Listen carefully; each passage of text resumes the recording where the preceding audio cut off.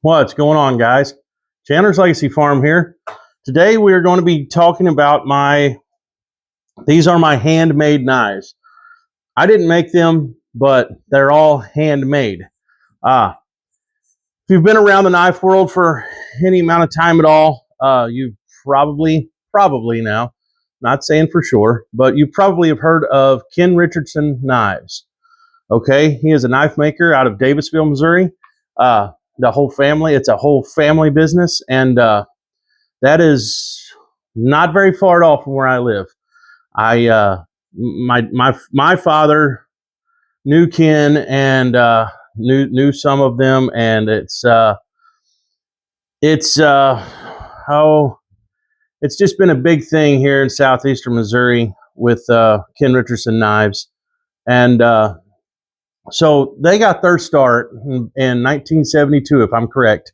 Ken Richardson got their start in 1972, and they handmade their knives out of old crosscut saws. Okay, then the crosscut saw market kind of dried up. We used them all and made knives out of them all, and once that market kind of dried up, where you couldn't find the old crosscut saws, Ken Richardson found a company that would make his steel for him for his knives, and they made it to about the same quality of what a crosscut saw is. Okay, I don't know exactly what the the metallurgy of the steel is. I don't know that, but I just know that this company made the steel that was as close to the same steel that was used back in the 50s on old style crosscut saws, So I have some of their knives that was made with those old crosscut saws. I have the newer knives. I have some knives that my father made for me out of crosscut saws. Okay.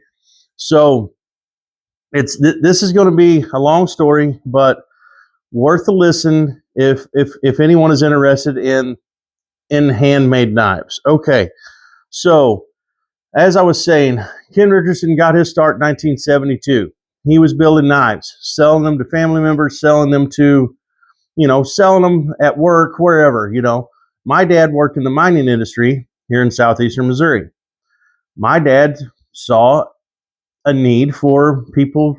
People was genuinely interested in hunting knives at the time, deer horn hunting knives, and so not too long after Ken Richardson got his start, my dad started making some knives also.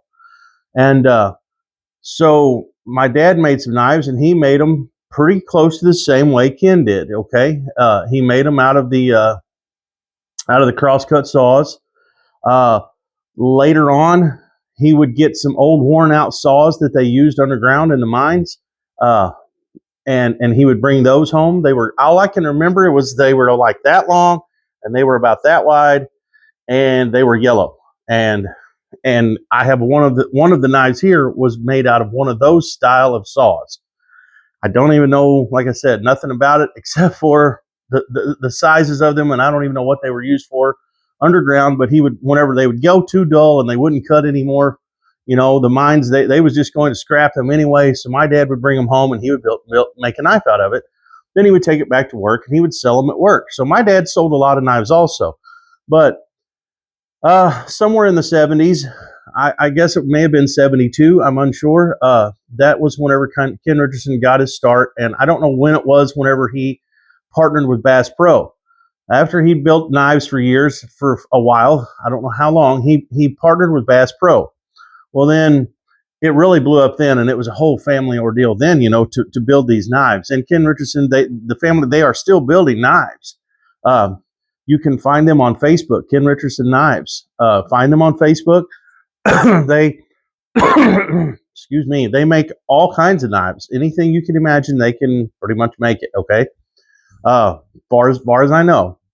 Now, I can show you some of the history of these knives just with what I own. Two of these knives, these two right here, were from my grandfather. My grandfather was in World War II. He he was in World War II. He was a war veteran. He got a Purple Heart. They bombed a building or something. Now, this is to my understanding, right? They bombed a building or something, and shrapnel came out, hit him in the leg. He came home with a Purple Heart. He got some other medals too. Then later on, years down the road, my grandma and grandpa's home was actually broken into by a burglar, and that person stole every one of my grandfather's medals. Yeah, fun times. So my grandmother lost all those. But either way, my grandfather, he loved knives. Anyone who was a farmer, a rancher, you got to have a knife. So he had heard of Ken making these knives, just like everyone else in the area had. So he ended up getting a Ken Richardson knife, and I think this was the first one that he got.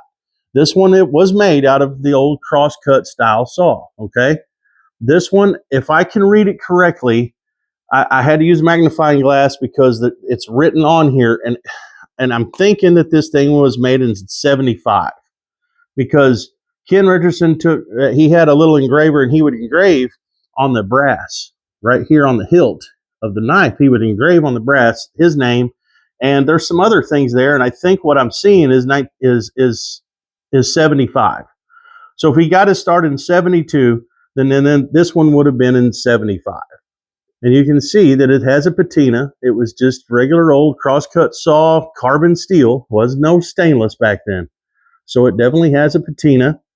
I don't know what my grandfather done with this blade. I know he kept this larger one. I think I remember him keeping it in the truck whenever I was a kid. I think I can remember that.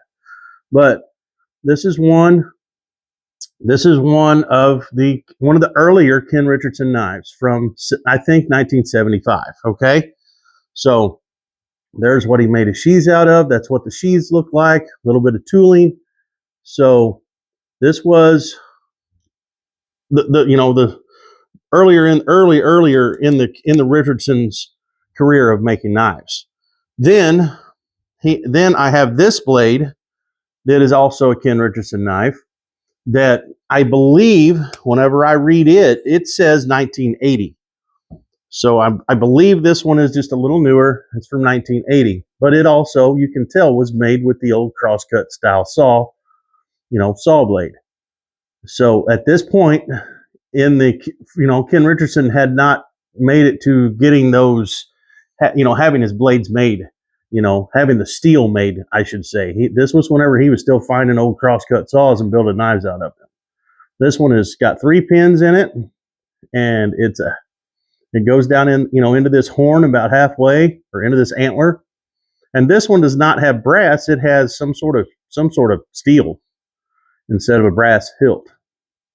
But if I remember right, I think I can remember this one riding in my grandpa's truck. I believe I remember this one being in the truck, I think. So years go by. My father, he worked in the mining industry here in southeastern Missouri. He died tragically in 2010 in a logging accident. And like I said, he built knives also. He started building knives not too long after, right around the same time that Ken Richardson started building knives. And he worked in the mining industry. And this was, I believe, now some of this information is just what I can remember. My brothers and sisters and maybe my aunts and uncles could probably clarify some of this, but I'm going on the knowledge I have, okay? So this one is a fillet knife. So you can see the evolution here, okay? This one would have been 1980, okay? This one was 1975. So from 75, this one was a safety award for my dad from the mine that he worked for. I believe this was a safety award. And it's a fillet knife, and you can just see that, the evolution from their knives, okay, in this. So this would have been, like I said, around in the 1990s, I believe, maybe late 80s, actually. But you can see here, there's a distinct difference in the steel, and this was after they started using that different steel. the Ken Richardson company.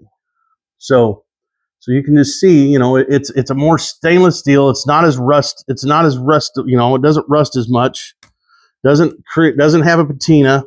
Like I said, this one's from in the 80s, and this one's probably late 80s, maybe early 90s. But you can just see the difference in it. It actually has I don't know, it has a look to it, kind of like a Damascus look, but it's not. It's like a stamped steel. I don't know. It just has. I don't know. You can just see it. and this one is your standard old crosscut saw. So that's some of the evolution of the Ken Richardson Knife Company.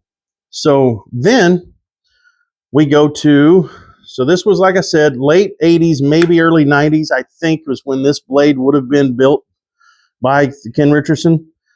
Then we get into, this was a safety award that I got. This was my knife, my safety award that I got through the mining company that I work for here in Southeastern Missouri.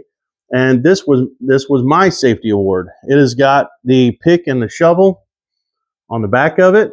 You can see there. And it has got our sentinels of safety, which is a woman holding a baby. And that is our sentinels of safety. Okay. So here is, you can see the evolution of how their knives has evolved, right? So that's what we're looking at here. This is the Sentinel of Safety 2016. And you can definitely see an evolution from 2006, from 1975, all the way up to 2016, right? Now there's even more evolution coming on with this knife that I just got the other day. This one I actually made a short of. This one has got a long tassel on the sheath also, but I have it all tied up so I can carry it and it doesn't swing around. Excuse me. With this one, you can tell this, the sheath's built similar, a lot of tooling. Then we have got the blade, and the handle is not a wood, is not a antler. It is actually a piece of walnut. So that is a walnut handle with a piece of bone on the end of it. Okay. Still has brass hilt, a little bit of plastic in the middle there just for your aesthetics. And this one has got a long sweeping point. And so yeah, here's your evolution again from 1975 to now. This knife was just bought, I think, maybe a year ago. So this was probably just built maybe within the year. So there's your evolution of what they've came from to what they are now. And the evolution of, let's see, we can show you the evolution of the sheath also. So we'll get this put back together, get this one put back in there. Now they have all these sheaths are wrapped in leather instead of using, I just dropped that in the floor. Instead of using riveted, it's all the way over there. It'll be okay. Instead of using a riveted sheath, it's tied, leather wrapped, leather bound, which is awesome. They're really cool. So now we'll get into the knives that my father made. My father, like I said, he died in a tragic logging accident, 2010, and about a year or so before I think it was literally the year before he passed away and had the accident, my father got back into building knives again. Okay, he always built knives whenever he worked underground, when he worked in the mining industry. Then we spent about 15 years or so owning our own sawmill business. Okay, after the mine that he worked in for almost 20 years, they shut the doors. He moved on, and we bought a sawmill out of Goryville, Illinois. We bought a sawmill, a manual style sawmill. we worked, and that was our business at the time, right? And so whenever he didn't work for the mining company anymore, he didn't have his, there wasn't the demand there for him to build as many knives. So he got out of the hobby for quite a few years. If someone randomly, said, "Hey, build me a knife," and he would, but it wasn't as fast paced as what it was at one time. So then my father made me two small knives whenever I was a kid, and basically put a dull edge on them so I couldn't hurt myself, And so he made me those two knives, and then whenever I got to be about, I don't know, I'm 45 years old right now, and I was probably 14, 15 years old whenever my dad made me this knife. Okay, my dad made me this one, and it was made out of an old crosscut saw. And this one was the first one that he built me and actually put an edge on it where I could actually use it as a deer hunting knife. Now you can tell it has a patina, it has pits. It's just it's old carbon steel from a crosscut saw. But that was my actual first real hunting knife that my dad made me that was actually usable. You know what I'm saying? It wasn't just built for me just to say, the kid's got a knife. It's not very sharp. He's not gonna, really cut anything or do anything with it. But this one, he made it sharp so I could use it, and I did use it. I carried it whenever I was a kid hunting. You can tell, you can see the differences here. That my dad's, he's sewn this one, just put a couple rivets in it, and then he just slotted the back of it so you could run your belt through it. And like I said, I did carry it a lot.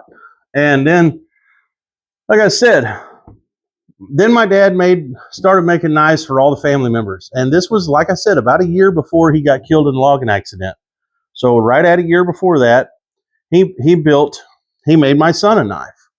And he engraved that doe. That is a deer's head, but it's a doe. He didn't make a buck. It's a doe, but he engraved that into that. That is out of the side of a deer antler, and he engraved that, made that deer's head, and pinned it, and used a brass pin as the eyeball. But that brass pin also is what holds it to the sheath.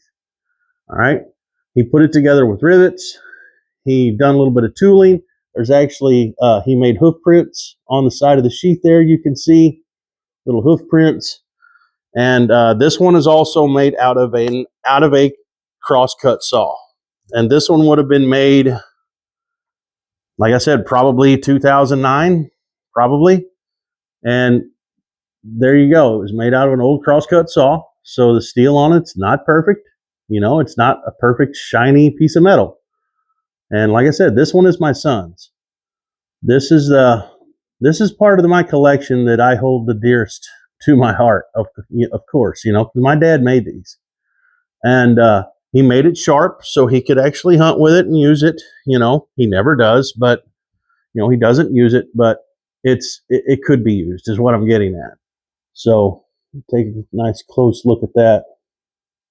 So anyway, that is and Ken Richardson always engraved Richardson knives right here on the brass, and my dad done the same thing. He would engrave Chandler knives, something like that, right? So that is the one that he built for my son that same year, but right before he passed away. And I told him, I said, build me a new one too. Everybody else was getting a new knife that year. I'm like, I need one too. So this is the one that my dad made me that same year. Okay. So it's got a deer antler there shoved through a piece of leather, which makes it really cool. It's got a little bit of tooling on it, put together with rivets, and it's a big knife. This one is a large knife, and that's what I wanted. I wanted something, on the large side. And remember, I was telling you earlier in the video, I was telling you about those blades that he would get from work and bring home that were yellow. Well, they must have been must have had a higher stainless content to that steel, whatever the hell those blades were, right? Because this one has not picked up any really sort of a patina. You know what I'm saying? It is a lot more shiny. That's what I'm getting at. Really hasn't picked up as much patina. So whatever steel this is made out of, it is it's definitely has more stainless metallurgy to it than carbon. You know what I'm getting at? So very cool, very cool.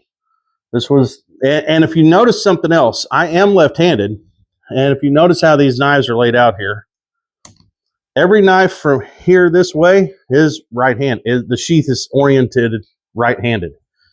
Both of these are oriented to wear on your left side because I'm left-handed. Both of these were built custom for me from my father.